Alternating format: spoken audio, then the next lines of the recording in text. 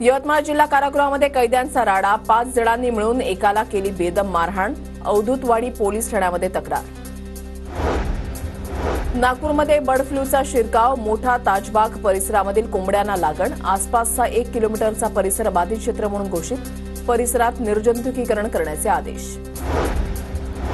पुण्याच्या शिवणेमधील एनडीए मैदान परिसरामध्ये तरुणांनी राबवलं स्वच्छता अभियान, पालिकेचे सहाय्यक आयुक्त दीपक राऊत आणि सामाजिक कार्यकर्ते संजय धावडेंच्या पुढाकारानं स्वच्छता मोहीम.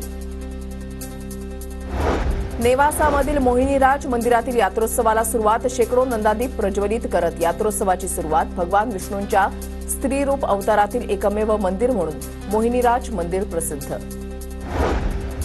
भंडाऱ्यामधले गुड्डू मुकेश सिंग गौड हे भारतीय सेवेमधले जवान रेल्वे प्रवासादरम्यान बेपत्ता, सुट्ट्या संपवून निजामुद्दीन एक्सप्रेसनं दिल्लीकडे जात होते.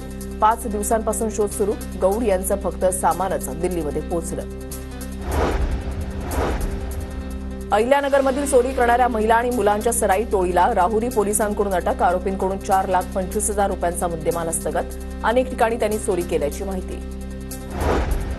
पुणे बंगळुरू महामार्ग रुंदीकरण कामामध्ये ठेकेदाराकडून हलगर्जीपणा, त्यामुळे अपघातामध्ये वाढ. या प्रकरणी आमदार अतुल भोसले आक्रमक, ठेकेदाराबाबत केंद्रीय मंत्री नितीन गडकरी यांच्याकडे तक्रार.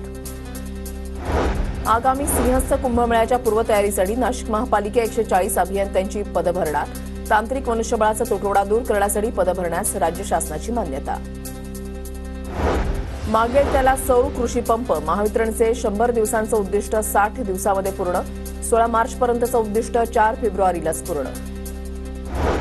पारोळा तालुक्यामधल्या शिंदी गावामधील विवाह सोहळ्यामध्ये डीजेच्या ऐवजी टाळ मृदंगाचा गजर, वधूवराकडील चिमुकल्यांकडून भजन गात पाहुणे मंडळींचं स्वागत. या विवाहाची जळगाव जिल्ह्यामध्ये चर्चा.